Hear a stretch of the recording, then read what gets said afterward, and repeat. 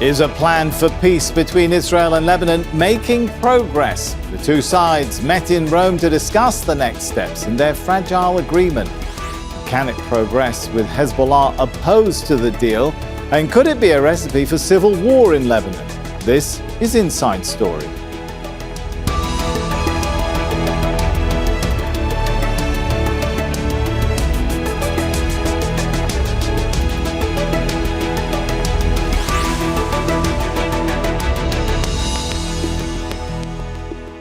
Hello and welcome to the show. I'm Sami Zeidan. Yet another round of talks between Israel and Lebanon, this time in Italy.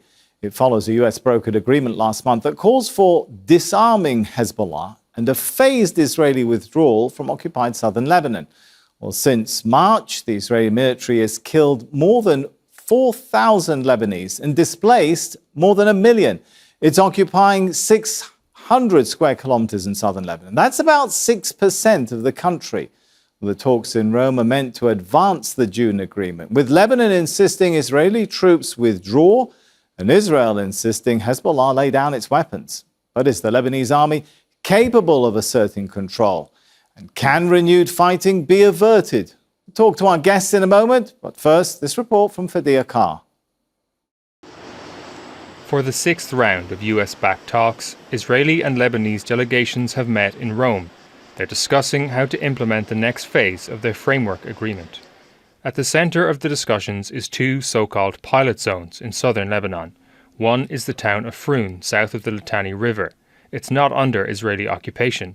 The second is Zoutar al-Gharbia, where Israeli forces maintain control through sustained fire, preventing people from returning home. Israeli forces are meant to gradually pull out from these two areas, with Lebanon's military moving in to take control. That is meant to pave the way for a larger Israeli withdrawal. We are ready to move forward implementing these two pilot zones.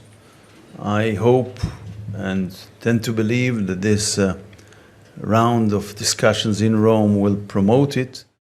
President Joseph Aoun has demanded Israel leave the pilot zones before the broader implementation of the agreement is discussed. But Israel says Hezbollah must disarm before any withdrawal takes place. Hezbollah has rejected the framework, insisting it will not lay down its weapons. We will not be dragged into internal strife, but we will not allow anyone to attack or undermine us. Our voice will be loud, and our positions will be decisive in defense of Lebanon's sovereignty and human rights. There is skepticism in Lebanon about Israel's intention to pull back its forces. Speaker of Parliament Nabih Berri has called the concept of pilot zones a trap and says it could be years before Israeli troops leave. And despite ceasefire agreements with the Lebanese government, Israel has continued its offensive and occupation in the south. More than 4,000 people have been killed and more than 1 million displaced since March. US mediators have envisaged the pilot zones as a confidence-building measure, but they have been another point of contention in an agreement no side seems willing to advance. Fadia Carr, Al Jazeera for Inside Story.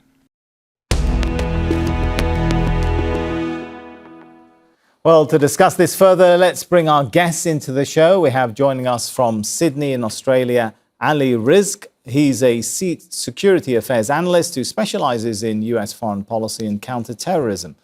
Adolfo Franco is in Washington, D.C. He's a Republican strategist and foreign policy analyst. And in London, we have Yossi Mechelberg, a senior consulting fellow at Chatham House. A warm welcome to you all. If I could start with Adolfo in Washington, D.C. So what's your reading of this Rome meeting? Has it achieved any progress on the key point of scheduling an Israeli withdrawal from occupied Lebanese territory? Well, first, thank you for the invitation. Overall, I think it's remarkable progress where we are. Who would have thought this just a few months ago? These are the first high-level contacts and even the treaty and the discussions in Washington we've had with Lebanon and Israel have had in 40 years, I believe, or at least decades. So it's remarkable where we are. Obviously, the situation is complicated and difficult. It's really two things that are going on here. One is who goes first, what happens first.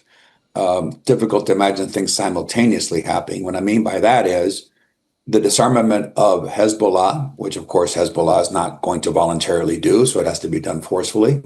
And then secondly, the Israeli withdrawal. From the standpoint of Israel, they're not going to withdraw from territory if Hezbollah continues to be armed. So let's take that one first, just very quickly.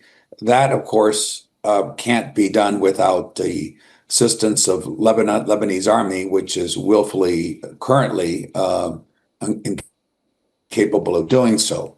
So that will require a lot of effort by the United States and Israel to have that happen. I don't think that will be an easy task, but that's going to be a condition since they have absolutely no intention of disarming. But the idea of Israel withdrawing before that happens is just too risky for Israel. There's no indication by Hezbollah that it's willing to do this. And just a simple withdrawal from Israel is not going to have Hezbollah disappear. Keeping in mind their 1982 charter calls for the elimination of the state of Israel. They're not renouncing that. And of course, they're an Iranian proxy, and Iran is now, we haven't even discussed perhaps the complications with the US-Iran deal that supposedly, obviously involves Lebanon and is supposedly going to end the conflict. So it's a long way of saying it's complicated, but here's the good news. The partnership between Lebanon and Israel with U.S. support, if sufficient resources are brought to bear to help the Lebanese army, we can once and for all rid of this cancer.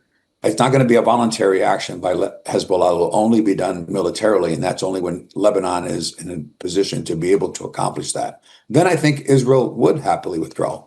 All right, Adolfo there, Ali, saying it's complicated. Is part of the complication that the agreement itself, the June 26th agreement, set up a complicated set of dynamics or sequence of dynamics, with Clause 5 referring to the disarmament and dismantlement of all armed groups in Lebanon, and then saying, quote, sort of after that, it would eliminate, the disarming of those groups would, quote, eliminate any future need for IDF, the Israeli military force, to action or presence in Lebanon. So it kind of, rather than requiring the occupation to end and then armed groups fighting that occupation to also end, it flips the equation round and requires the armed groups fighting an occupation to end first. Very complicated?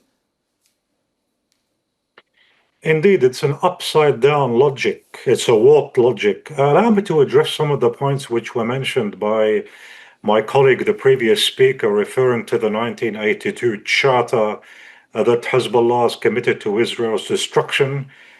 That may be so in 1982, yes, but Hezbollah has changed since then.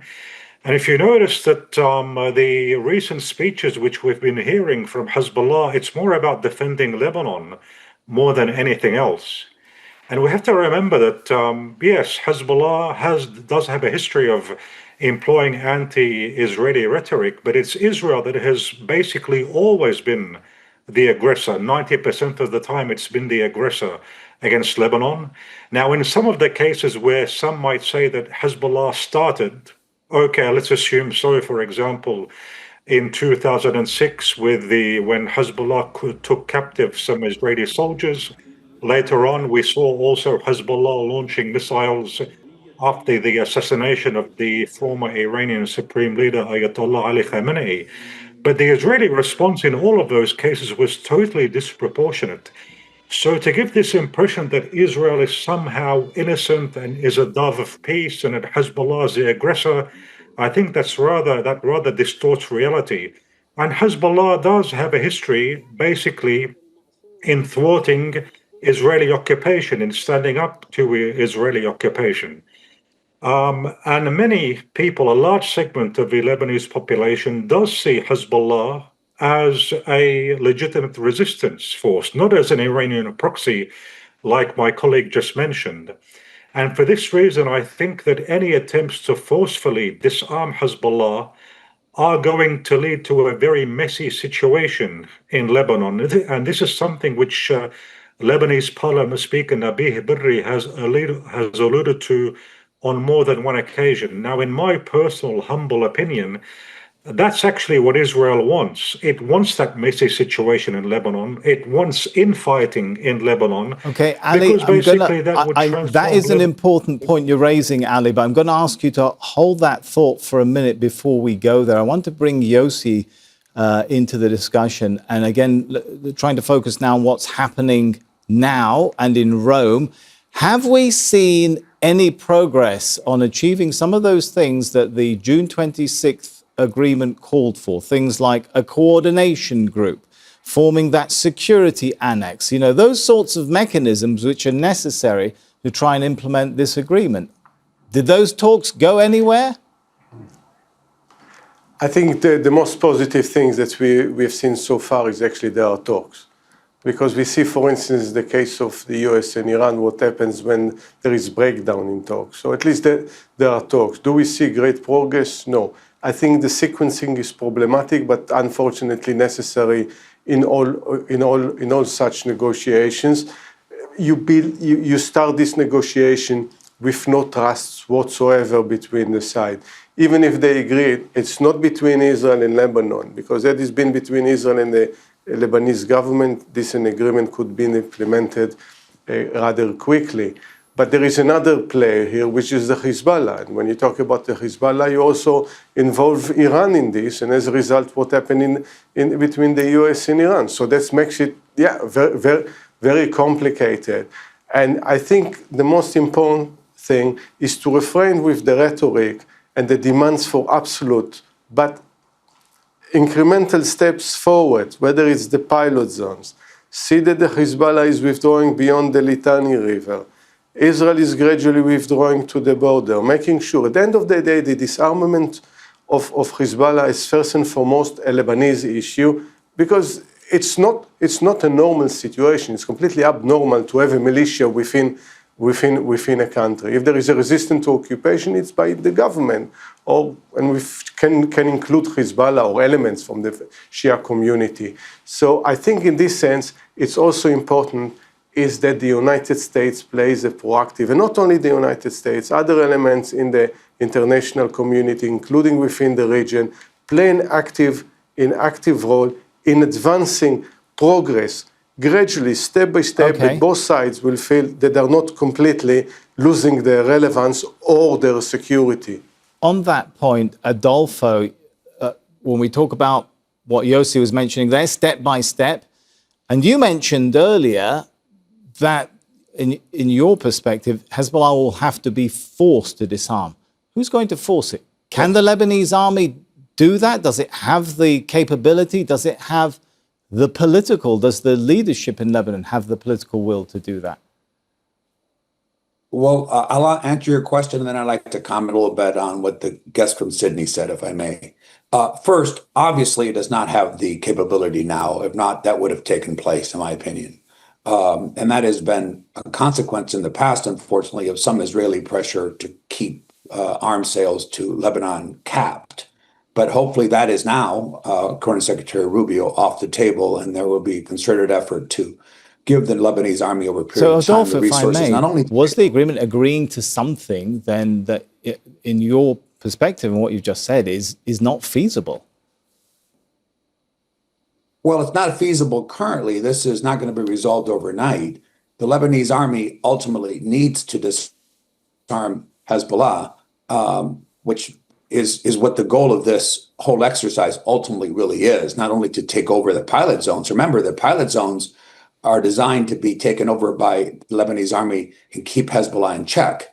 But as your previous guest said, this is a state within a state. It's a terrorist organization. Now, where I disagree with the Sydney guest is the following. It's a little bit on the eye of the beholder. I see Hezbollah as an Iranian proxy and a complete terrorist organization. I don't view Israel as such. There was no mention of all the attacks that Hezbollah has done in northern Israel, how many people have been displaced in Israel. And now you might say that's because they're occupied. But here's the fact. Most Lebanese, if you saw a Gallup poll from this week, the vast majority want Hezbollah disarmed and Iran out of Lebanese affairs. So this is what the Lebanese people and the Lebanese government really want. Obviously, over a period of many decades, this radical Muslim sect has done everything, particularly against the Christians, to not only change the demographics of the country, but to ultimately make it an Islamic state. That's the end goal here. Sorry, Adolfo, how have they tried to change the demographics? But you have to understand, that is at the root of this problem. The root of this problem is a radical, if you believe Hezbollah's militia and armed are a legitimate organization and so forth, then we just don't have a lot to discuss, frankly, because I don't see it that way. Do you have any evidence for that statement that they're trying to change the demographics of Lebanon? Well, if you see the number of Christians who have left the country, if you see how the country has changed over a period of time, if in my opinion, if Hezbollah and the radicals, Islamists have their way, everyone would be expelled from Lebanon that's not a Muslim, ultimately. That's my opinion. I don't see a lot of tolerance in Iran. I don't see a lot of tolerance from Hezbollah and Hamas. So if you believe, as I do, and our government does, that these are terrorist organizations promoting an ideology, they have to be rooted out. And this is what the idea here is, and have the Lebanese government, and let's not talk about the Hezbollah party. I'm talking about the Hezbollah militia. No country would tolerate that. The other guest said it. And the guest from Sydney said disproportionate. If missiles were being launched in the United States from Mexico, I can assure you the U.S. response would be greater than what the Israeli response has been. So it's a convenient thing to say if your population is not under attack. This is a terrorist cell, and the Lebanese see it as such. Okay, I'm going to bring Ali back into the discussion. I'm sure you have a few things that you want to pick up there on. If you could also focus on the question of, if Lebanon goes down that route that Adolfo is advocating, does that mean a civil war in Lebanon? Yes, actually, several points, as you can imagine. First of all, this talk about Hezbollah being a radical Muslim organization that basically wants a Christian exodus, that's completely factually incorrect. Now, I might be in Sydney now, but I'm Lebanese and I spend most of my time in Lebanon, and I know the situation in Lebanon very well, and I know Hezbollah's approach very well at the same time. If anything, many Christians, or a significant portion of Christians, see Hezbollah as a force for good, as a protector. And I'll refer you to what happened in Syria. There were several cases in Syria where Hezbollah actually protected Christians when Hezbollah was involved there back during the Syrian war.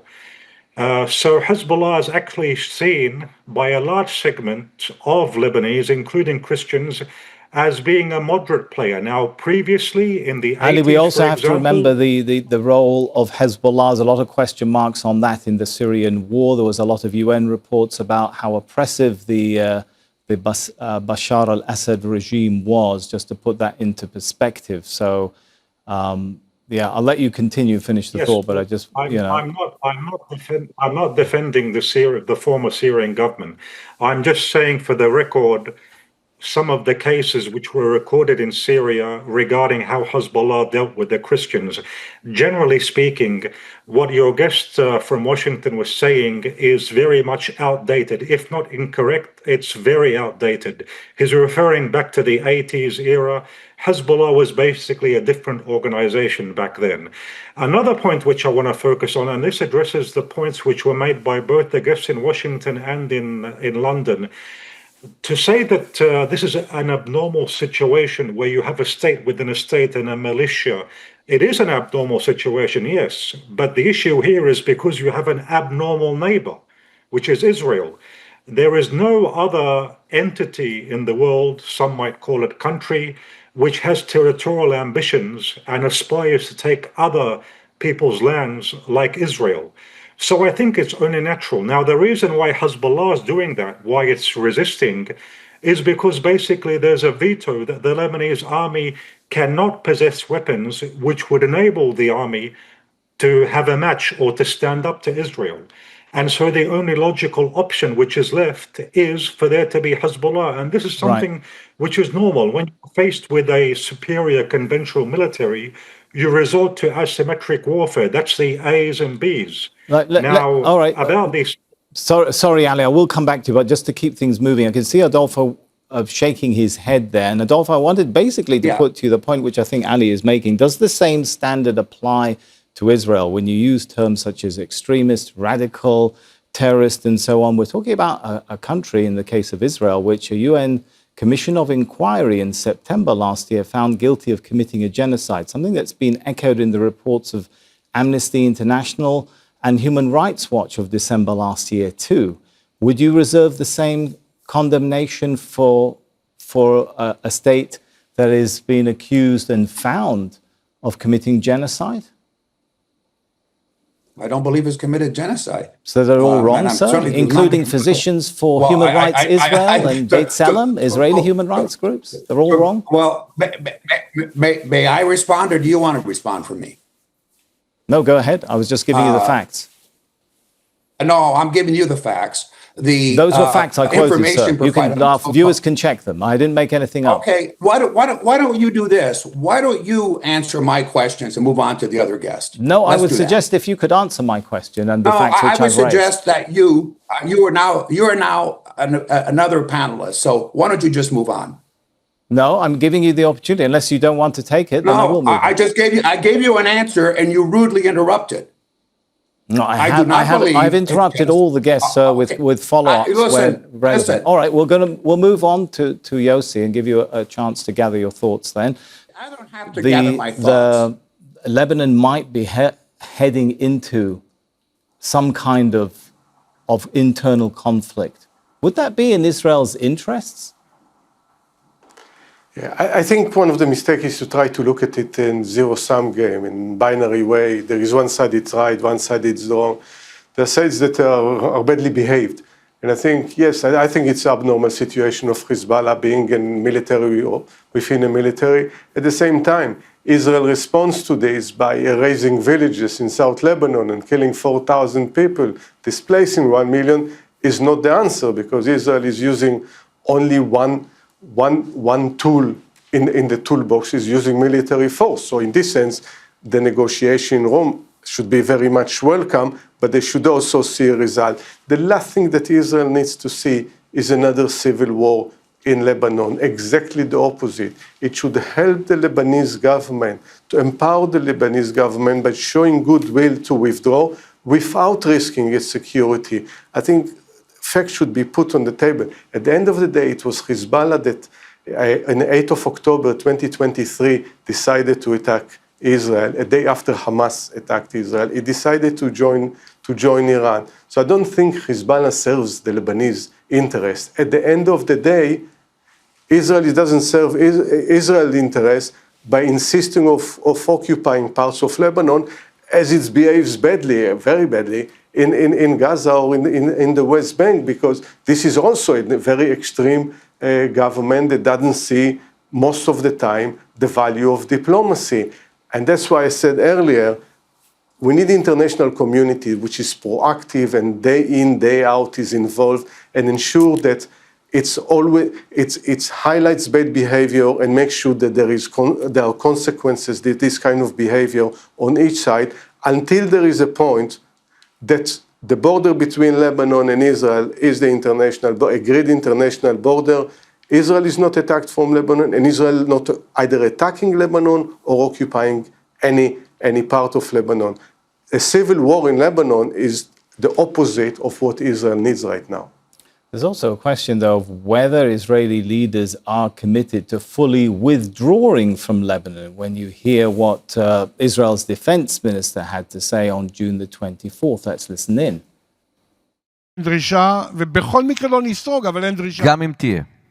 גם אם תהיה דרישה אמריקנית, לא ניסוג מדרום לבנון. הבהרנו את זה, ראש הממשלה הנשיא, אני לאקסף לצבא המלחמה, צה"ל, אנחנו שם כדי להגן על תושבי הצפון.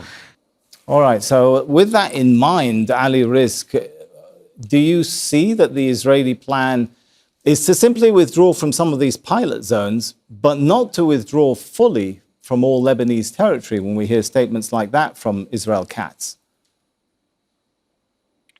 I think so, yes. I think that the Israelis don't have the intention to fully withdraw, but But there's been an interesting development now.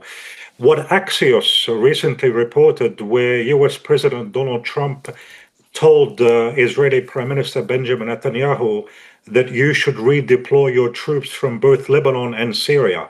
Now, that's a very, very interesting statement, and it comes after Trump met with the Turkish President Recep Tayyip Erdogan and also with the Syrian President Ahmed al-Shara.